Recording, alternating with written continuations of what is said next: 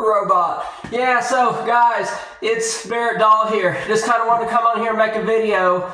This one's going to be on what are the two types of running coaches. Okay, there's only two types.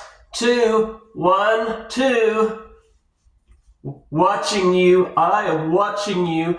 Two types of running coaches in the world. Okay, what are those two types of running coaches? And what do they each believe? Both are very, very different, okay? So,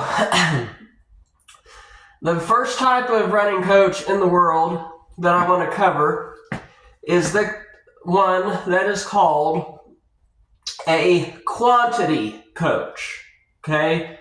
Quantity coach. These types of coaches, there's really not much to them. All they believe in is high quantity, okay? All that their entire philosophy of coaching is that all runners should just go out and run a bunch of miles, okay? Just do a bunch of slow junk miles. And they believe that there's some type of science out there that shows when you just go out and you just do a bunch of do all these miles, that's all that you need. And that when you do that, it automatically does all these other things physiologically. It helps give you a larger heart. It helps your VO2 max. It gives you all of the tricks and the weapons that you need for race day.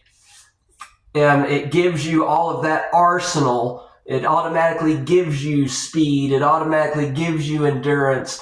It does all these things just by running miles.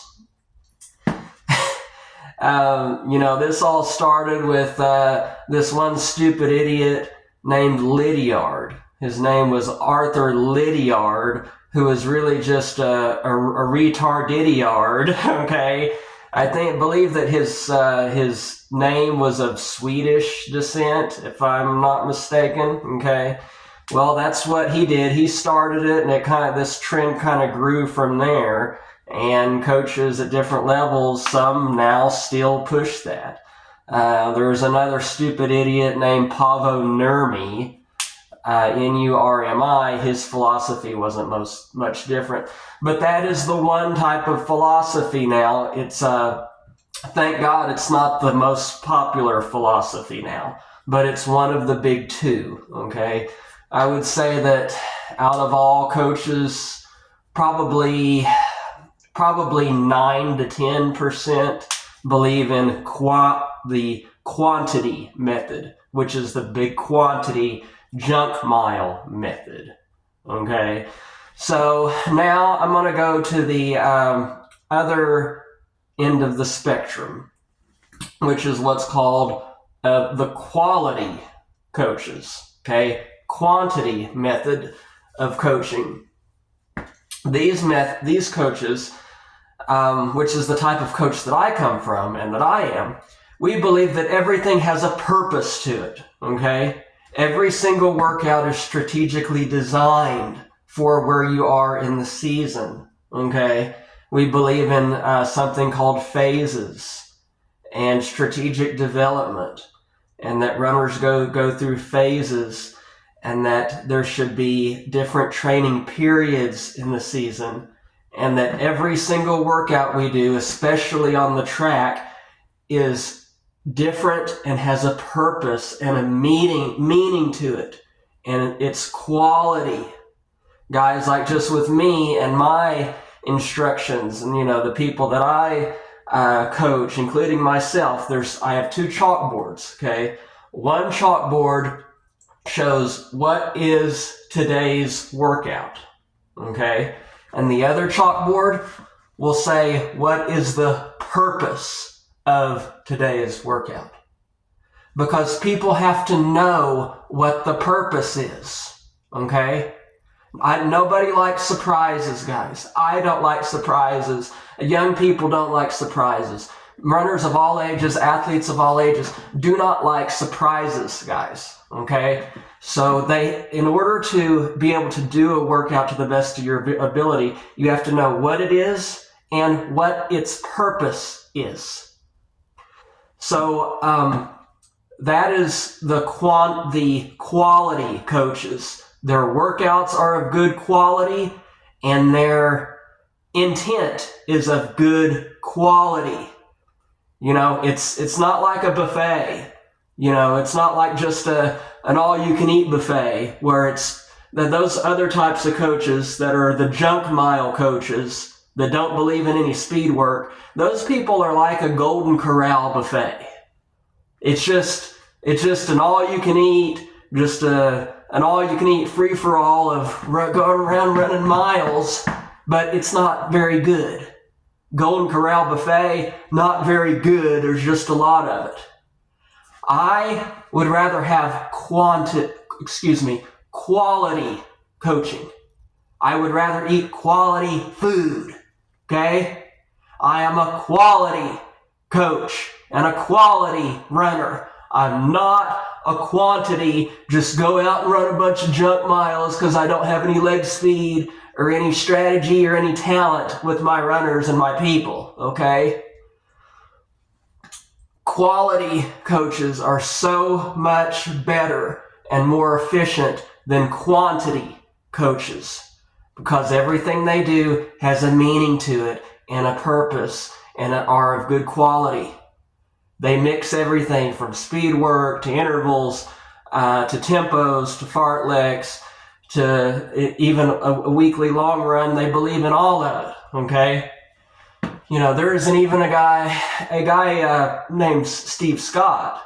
Steve Scott believed that you should never get away from speed. Steve Scott, he actually invented speed golfing really fast, and he held the American record for the mile for many, many years prior to Alan Webb coming along. And he also, I believe, still holds the world record for the most sub-4 miles ever ran. So you can see how different his philosophy is. He believes that runners should never get away from speed, whereas these stupid quantity coaches who believe you should never do any speed. That's very different, right? So there you go, guys. Those are the two types of coaches. You have quality coaches that believe in good quality and strategic workouts, and you have the quantity that only believe in a bunch of slow junk miles and that's the answer to everything. Before I close, guys, I just want to share with y'all that many, many years ago, I think it was the late 90s. It was back in, I believe it was 1998. I was still in high school at the time. I went to a running camp in Colorado at a place called Snow Mountain Ranch, SMR, Snow Mountain Ranch. Went with some teammates, many other people from the state of Oklahoma that were not from my school. We took a charter bus out there. And it was a running camp, and they had some very famous world-class coaches there operating it.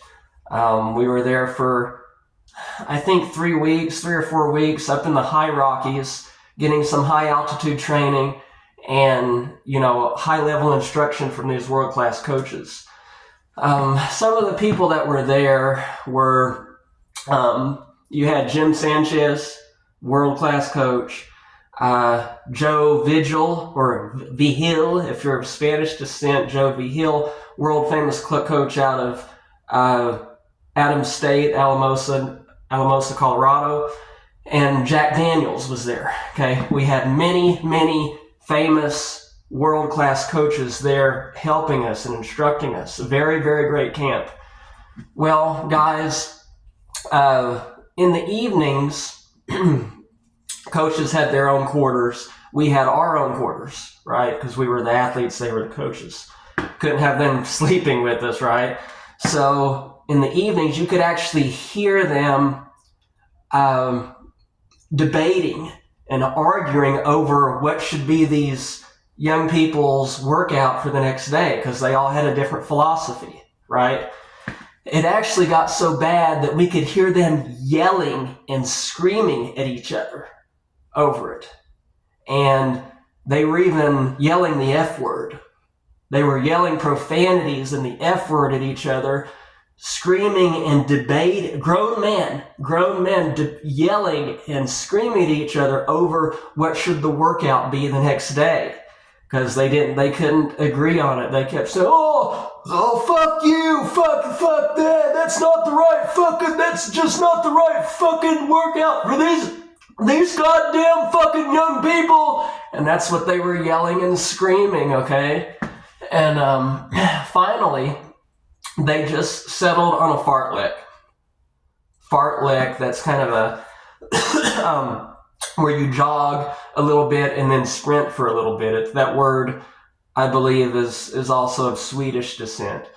Fartlek, in all of my years of running, I have never heard a coach of any background have anything negative to say about fartlek training. Fartlek seems to be the only type of training out there that coaches agree on. Okay, so they eventually just settled on that for one of our final workouts, and that's what we did. We did a fartlek run because they just couldn't agree on anything else, and that's how people and coaches are nowadays, guys. They just simply can't agree on anything. And, they can't agree on anything because we have those two groups that exist. The quality coaches and the high mileage stupid idiots over here in this other category that don't believe in speed, they don't believe in track work, they don't believe in anything, okay?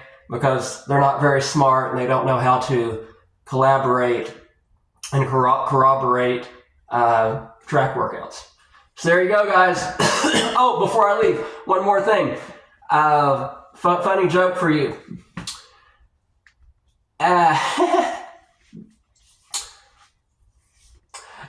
Next time you feel stupid, right? You feel not very smart. Just remember that Little Red Riding Hood did not know that her grandmother was a wolf dressed up as an 80-year-old woman. That just never gets old for me. Never gets old for me, right? It's like, how could a girl not realize that her grandmother is an animal, right? Until next time, guys, thanks for listening to me. Do your own thing, do your own workouts, do what makes sense to you. I am definitely, you know what side I'm on? I'm on the quality side because I'm a quality runner, quality coach, quality human being. I believe in quality, not quantity. Best believe it.